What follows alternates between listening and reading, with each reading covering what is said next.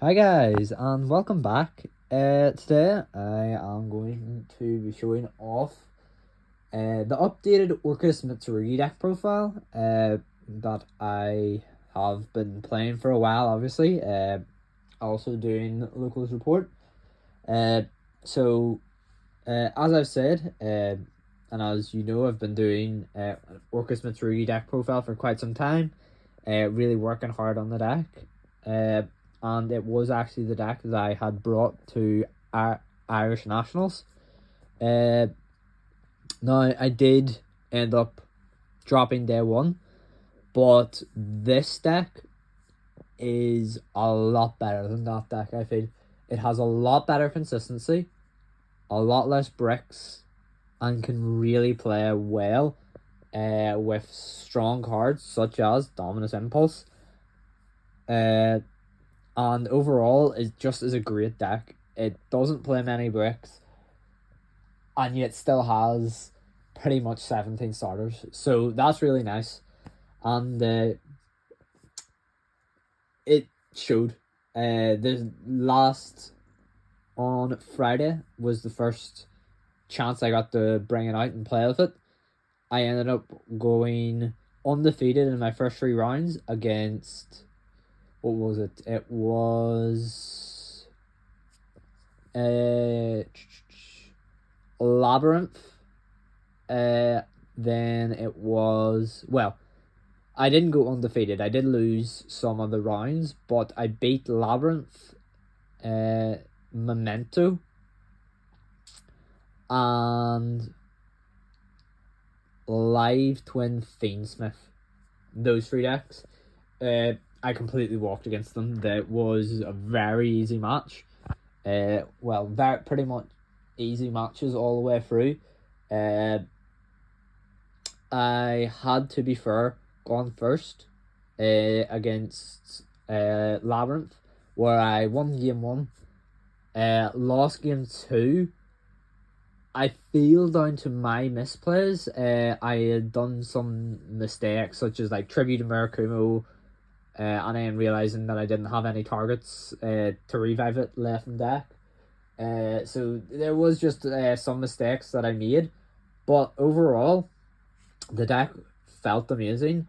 It felt like I was hardly ever bricking, and it felt like when I did brick, it was maybe like, it was okay because it was like there was enough hand traps and interruptions to stop my opponent from playing.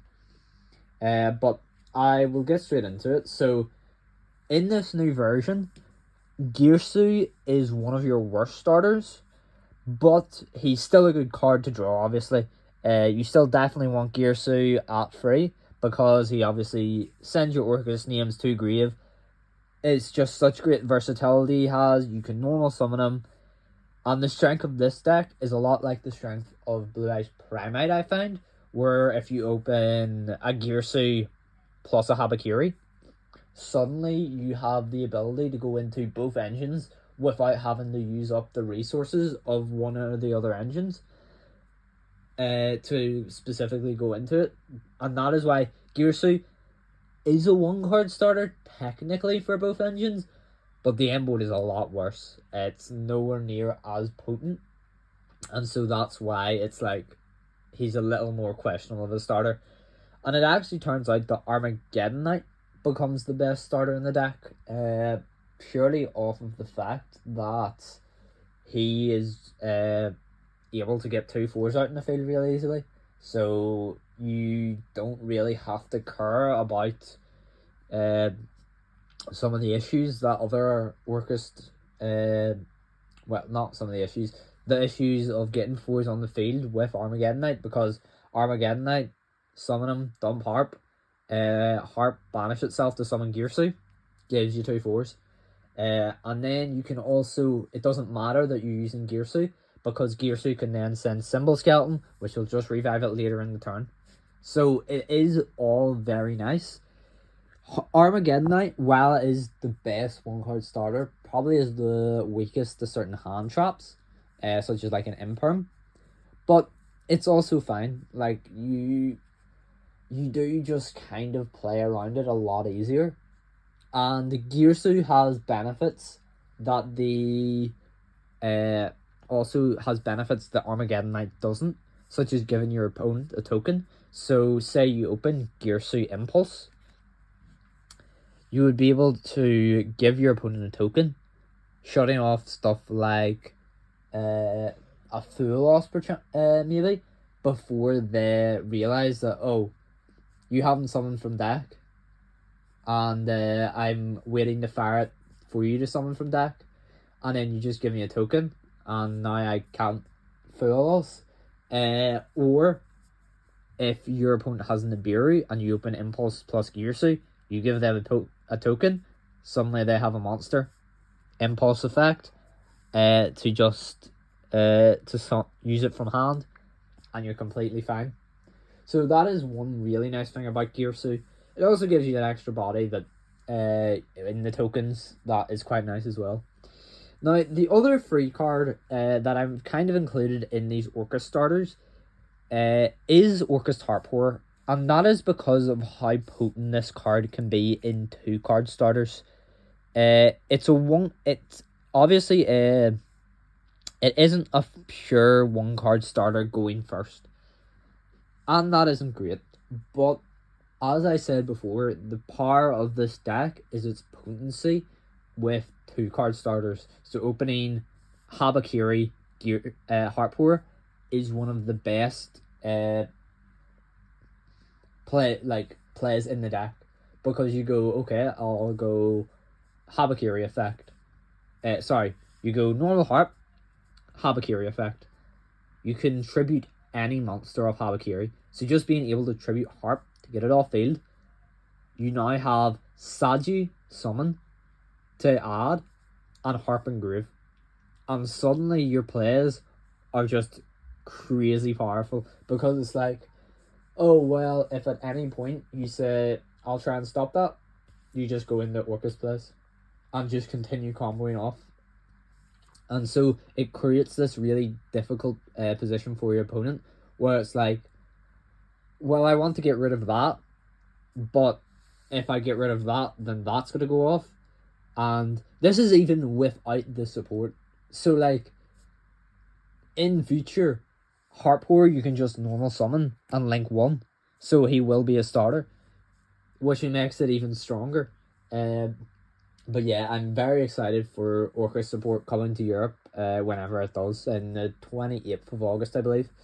So definitely excited for that, but obviously we'll have Justice Hunters first, which might mean this deck gets a lot worse, just because it can't keep up, but hopefully not.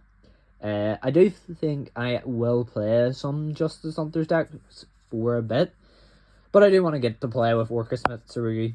It's such a fun deck. I absolutely love it, even in its less powerful version, which is crazy to think about, because right now you have to get lucky with Mitsurugi to get full combo. Without that, you can literally just get full combo pretty much just using Mitsurugi cards, because you go Dingirsu using Murakumo Habakiri, and then you link 1 using Dingirsu into Galatea add a card, which can be good, because say you have, what's his name, like a Harpour in hand, but you had to use up your normal summon on like an Aramasa, say, you can just be, okay, fine, what's it called, discard, send Harpour off Galatea, and you're just playing it anyways, and it's just so strong, out all of the ways that the cards link together and play well together. It's really, really nice. And then we do have the one Foolish Burial as well, because it's full Orcust combo. So obviously, as I've said, the deck is best whenever it's 2-card combos, same both engine. Because Foolish Burial is full combo for Orcust, it's really nice to draw. It's also very nice due to Night Sword Serpent, because it can suddenly make like Orcust Harpour plus Foolish Burial is full combo, and is really strong full combo, because you go normal Harpour, or maybe go activate Foolish Burial to begin, send Nightsword summon itself, normal Orcust Harp, rank 4 into Feral Imps, Detaching Harp, and now you have the same sort of situation where your opponent's like, well, what do I hit? Like, they've added Habakiri, and what is like the proper thing to hit here? Like, it's just really hard to deal with. So obviously that is great. Then we do play the free Habakiri, obviously. It's really nice just to be able to search him sometimes, because you go through a lot of Orcust Mitsurugi names bringing back the rituals. And so being able to search him sometimes can honestly be a bit of a game changer. We do play the one Aramasa, because again, you need the Mitsurugi names, and if you get yourself locked into darks, Aramasa is your ideal send. So like, say you go your Armageddon Knight combo, you won't be able to revive Nightsword by using Mitsurugi Ritual, so you will have to just send Aramasa instead, which is completely fine as well. We do play the free pre-prep. I feel like in this deck, there's 17 starters here, so you want, even though it gives an extra brick, there's 17 starters to 10 bricks. Sorry, there's 17 starters to 8 bricks. And due to depending on what you call Harpour, but I don't see him as a brick. I see him as an extender if you have any card that discards, which is very easy to do. But yeah, you've 8 bricks to 17 starters. If you take out pre-prep, you lose 3 starters and only 1 brick. And honestly, Mitsurugi Mirror also being able to search it off of one of your Mitsurugi names, and then it also shuffling itself back to be able to be searched again, can be very helpful. Especially with all of your discard effects in this deck, it's really, really nice. And then obviously, free Mitsurugi Prayers. It's the best card in the deck. You always want to... It's a great starter. It's a great extender as well, allowing you to go into some rank 4s that can be very impactful and helpful for both Orcust and Mitsurugi. It's one of the best cards Mitsurugi has, so obviously we're playing it, yeah. Next, we are going to move on to kind of the bricks of both engines. So the only monster that is a brick for Orcust, and even to a point it's not particularly a brick, is Symbol Skeleton. And we only play him because he is the interaction pretty much. If you don't play the Symbol Skeleton, you don't get the interaction of Dingirsu during your opponent's turn. He's also a very nice extender. Like being able to at any point just go, okay, Symbol Skeleton, special target Girsu, summon him back. And if say you have like a spur 4 on board, you can just go, okay, Girsu plus Symbol Skeleton, make not Symbol Skeleton, Girsu plus the 4, make King of the Feral Imps, King search for Habakiri, continue playing. It's really nice. So yeah, Symbol Skeleton absolutely mandatory, as well as Orchestrated Babel. I'll get the Orcust bricks out of the way now, and then we can talk about the Mitsurugi bricks. Babel absolutely necessary. Making all of your effects quick, as well as being a really good card for your opponent to target. Like, your opponent always wants to try and pop Orchestrated Babel, but realistically you can go, typically you'll end on just Harpengrave, so you'll just go Harpour effect, special Girsu effect, send Symbol Skeleton. So if your opponent tries to target Babel to destroy it, you'll just chain Symbol Skeleton to target Dingirsu, and that's all you need Babel for, really. Unless you're trying to go IP into Long Girsu as well, which even then, like, okay, it doesn't really matter.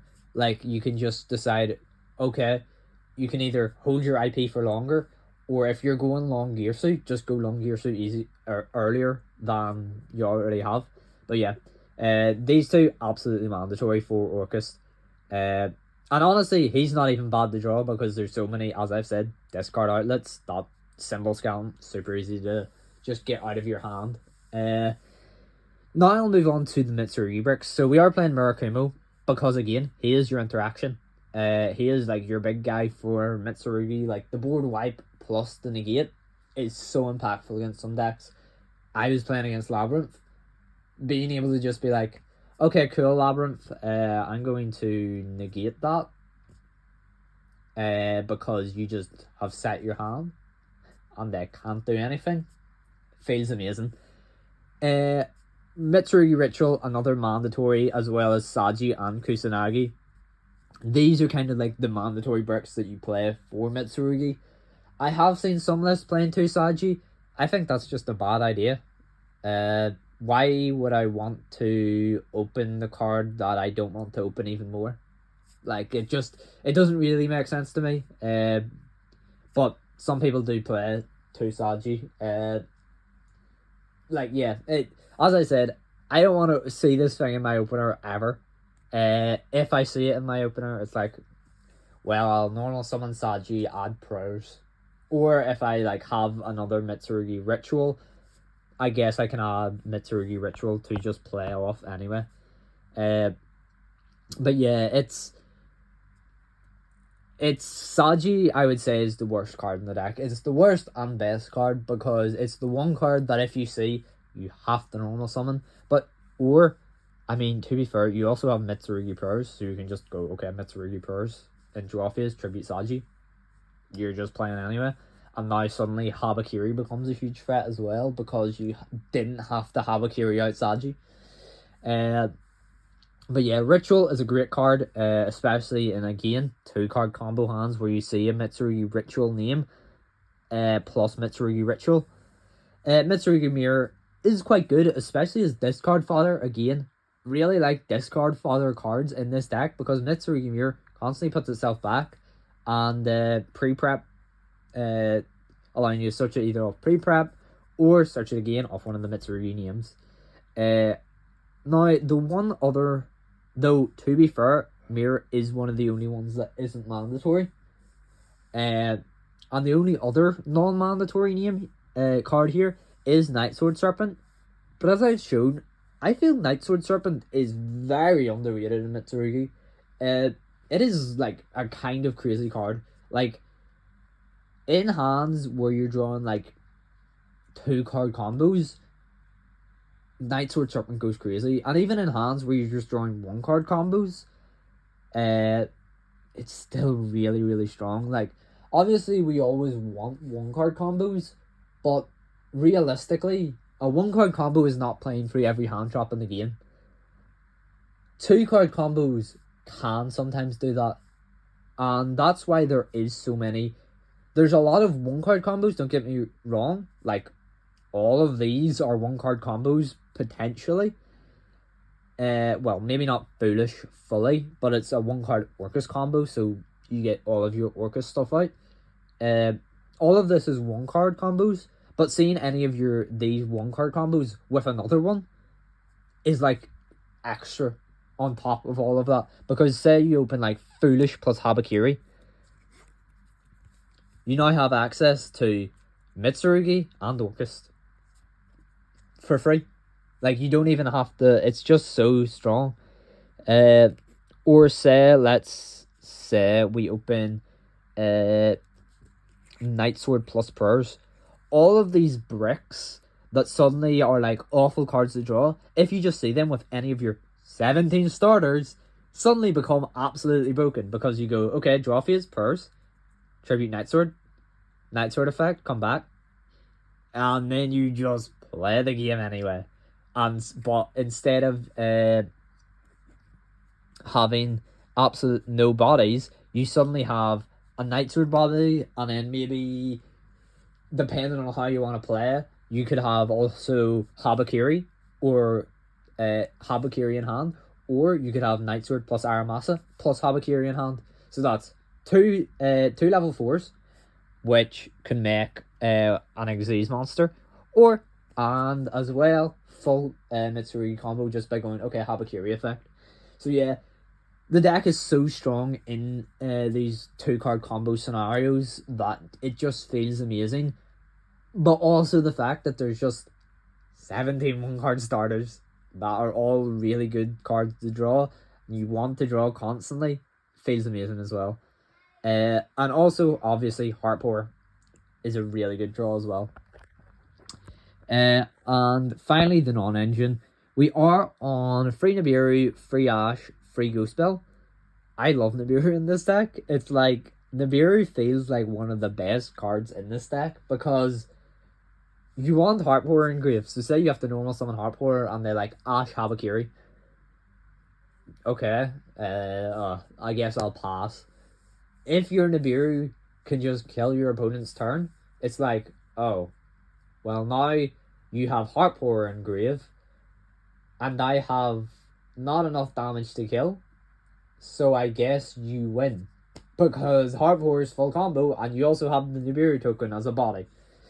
Ash is really great, obviously, for dealing with Molcharmes.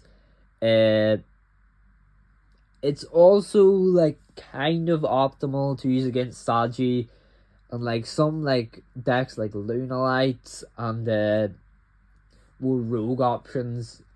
It is still a good card against, just because, like, some more rogue options of decks do still have that one pivotal key piece that you need to negate. Ash Blossom can be nice for that, but it's mainly here's Molcharmy hit, I'll be honest.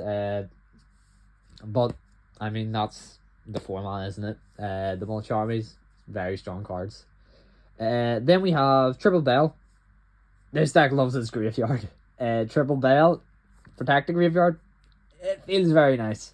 Yeah, Bell definitely is. I would probably say I must play it. I would probably cut Ash before Bell in this deck. Double Droll. This, I'm not sure if I would play free Droll in this deck, even if I had free Droll. Because obviously, as I've said before, I only have 2 Droll. I'm not even sure if I would play free. Just because I feel like every card here plays a purpose at its intended number. Maybe I cut down on Ash. That is something I could see happening. 2 Ash, free Droll. I think that would probably be the shout. But I feel like this list is extremely potent as is. And I don't particularly want to tamper with it that much until the new stuff comes out. We do still have, obviously, the Bestials. I think the Bestials again are really great in this format. I have seen people use like DD Crow and stuff, but honestly, with Bestials and Ghost Bell, I think you're completely fine. I don't think you need more, graveyard interruptions, because the Bestials deal with your opponent trying to summon like Darks back from the grave, and your Bells deal with anything else, pretty much. The only thing it doesn't deal with is cards setting themselves, which is like, okay. Like, you can still Bell Kusanagi trying to add back Ritual. And, like, there's no real card that adds itself back, sets itself, from grave. So that's very nice. And then we do play 1 Impulse because I pulled it. Otherwise, I'd probably play free because it's a very good card. 1 Called by the Grave because, again, a lot of hand traps. I would probably say the worst hand traps for this deck is still probably Droll and Lancia, and those cards go to the grave. So being able to banish them off of a call by is nice. Talking about that as well, Bell also helps you protect hand traps from call by. So if your opponent like call buys a hand trap, you can just go, okay, I'll Bell to stop that. And then it's like, oh no, I really needed that, that's why I called by that, and now you're fine anyway. So yeah, that is the main deck. I really like it. I probably will make maybe some minor adjustments to it, but it just feels so strong in how it plays, in the ways it interacts with the opponent, because there's like 17 pieces of well, not 17. There's so much just layered interruption. Like, you've got Symbol Skeleton Engrave, you've got Mitsurugi Prayer Set, you've got Murakumo, who's 2 interactions on his own, which is ridiculous. You've got Habakiri's minus 800, which is very powerful. It can come up a lot. Like, just having your opponent's guys be down by 8 is quite impactful in a lot of scenarios. But yeah, I love that main deck. I think it is 43 cards. I don't think you should be cutting any of it. I think all of it plays a really important role. If you try and cut too much, you suddenly are just going to be breaking on hand traps. It's such a powerful deck at drawing 3 hand traps plus 2 starters. And then obviously, as I said, that's just 2 extenders. It just feels like such a powerful deck at doing that, and then obviously because of that, you can kind of play through anything. So yeah, I absolutely adore it for that reason. But now I'll get into the extra deck. So the package of Orcusts and honorary Orcust guys is this. So we have the 1 Link Spider. This guy is here purely so that regular Girsu can use his token as link material, because otherwise the token's a bit like iffy. 2 Galatea. I like playing 2 just because it's probably the most important card in the extra deck for Orcust. So like, if they banish 1 face down with like a Kashtira Unicorn, it's like, doesn't feel great. But anyways, I'll just go into the other Galatea, and also you can go into a second Galatea on turn 2, which is quite nice as well, for even more recycling, which is obviously Orcust's biggest advantage, just being able to constantly recycle guys. We do have the 1 Long Girsu, which I realize with the glare you can't really see. He's not gonna be on Gallery anywhere apparently. There he is. Never mind. Yeah, well, we do play 1 Long Girsu. He's mainly a really good card to make access code with, I'll be honest. Even though I never made access code last night, I never got to that point. My opponents all were like, yeah, no, you've got it, before I even got to the point of having to make access code.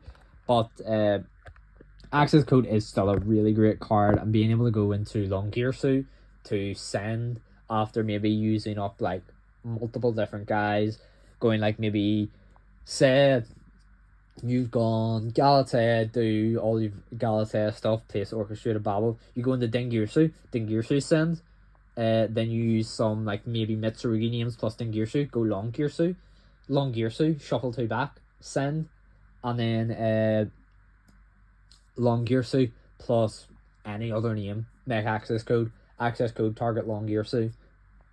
It's now 53, and you can absolutely murder your opponent. Especially if you've also got Link Spider in the Grave, which is quite nice. Then we have some of the more free agent Dark Links, because Mitsurugi really doesn't have any guys. Where is it? Hold up. One of these cards isn't where it's meant to be. Yeah. So, I have the IP and Beat Cop beside each other. IP, Beat Cop, Aboy, even. SP, Tryhard. Then we have Dark and Access Code. These are all of the free agent kind of Dark Links that I'm playing. IP is a part of the end board. Is always you always want it to be a part of the end board. It's such a strong card in the end board. Beat Cop is purely for making a buy. Beforehand, you could have done some fun stuff by tributing one of your Mitsurugi names. Sadly, cutting down on bricks, trying to not play as many bricks, has made it so that Beat Cop is less potent in that effect. It still might come up, but not as often as just the fact that she's a Link 2 Fiend. That's generic.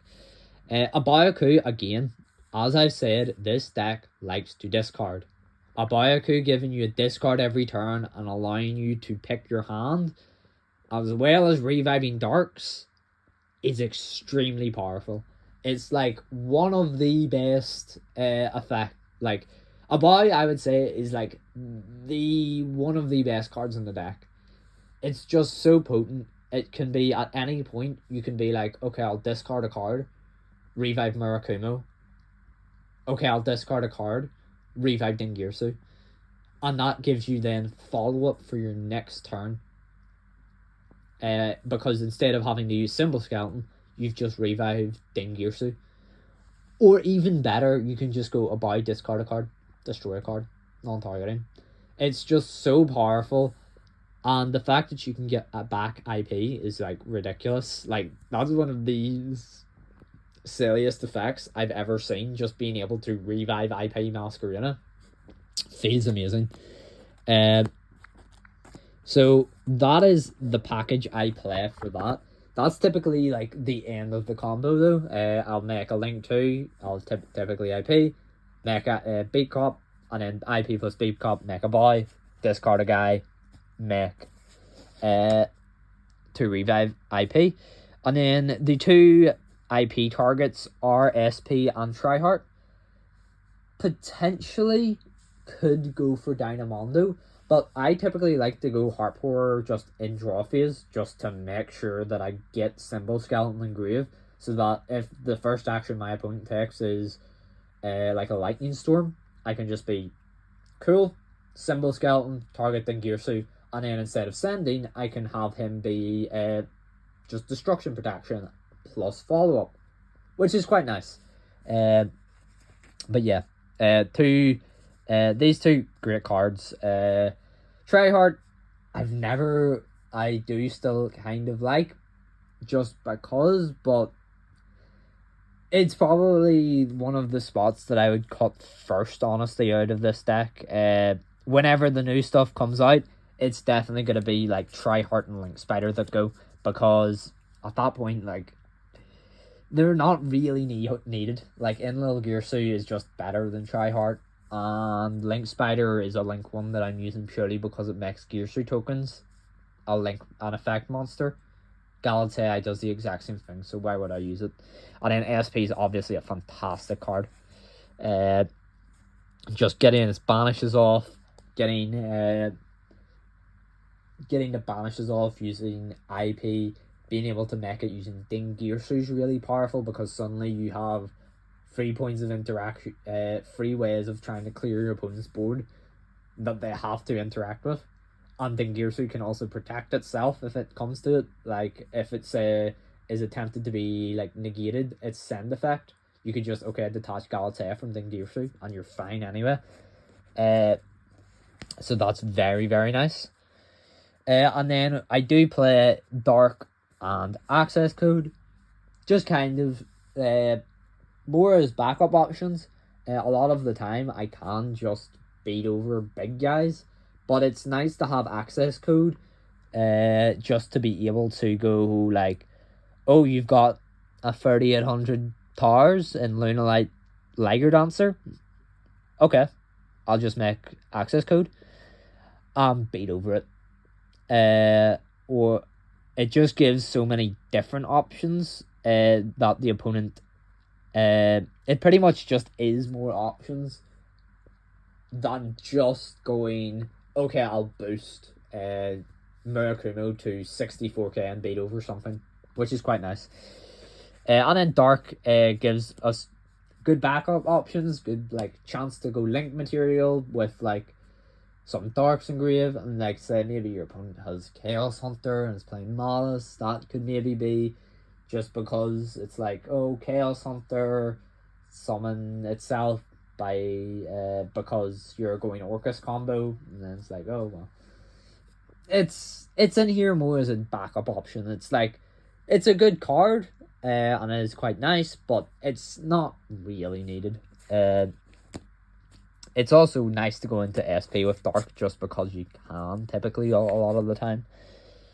And finally, the Xyz monsters. So we play King, Dugarez, and Zombie Vampire. This gets us into Mitsurugi combo. These two are increasing the chance of us getting into Orcust combo.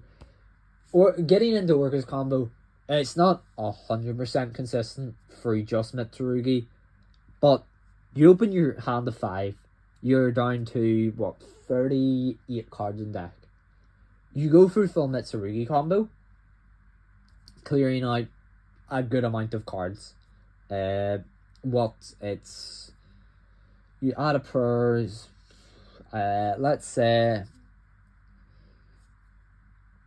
you clear out an extra 10 cards through full Mitsurugi combo. You can then go Zombie Vampire, mill 4. So you're down to 28. You go to 24. Then you can also do Gares, potentially going after adding another card potentially. You're drawing like more, pretty much half the deck. You're going through 21 cards in combo, and that's just like me estimating. That's like not hard evidence or anything like that. That's just me kind of guessing how much cards you use for Mitsurugi combo. That's a lot. And also Dugares is really nice because he's a fiend, so you can just make a Byaku with him if you open up Mitsurugi combo first. So yeah, like you have your opening 5. There's like 9 cards that do it for Orcust. It's like really easy to just get into what you need. And as well, if you have, because there's so many cards that aren't normal summons in Mitsurugi, if you draw Girsu or Armageddon Knight or Dugares, you can just discard another card and normal summon Armageddon Knight, which is really cool. So that is the deck. I'll be honest, that is the deck I wish I brought to Nationals. That deck seems so much better.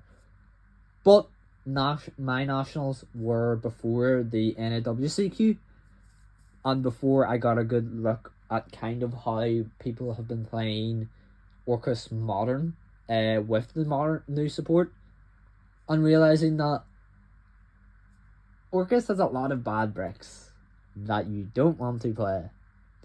So cutting on those bricks is a good idea a lot of the time. And that's why I really just like this deck. It just cuts so many of the Orcust Garnets that feel awful. Like now suddenly your Orcust engine is like 12 cards. And it's like all of them are really helpful to draw. Because if you draw Orchestrated Babel, that makes it so that all of your Orcust names are chainable to something like a DD Crew. So suddenly your opponent just can't interact with your Orcust stuff. It's just so nice. And if you draw Symbol Skeleton, well, that's an Orcust name you can normal summon potentially, which just gets you in the full Orcust combo. Again, very nice. So I do absolutely adore this deck. Honestly, Friday night was probably some of the most fun I've had with it, just because of how consistent and strong it is now.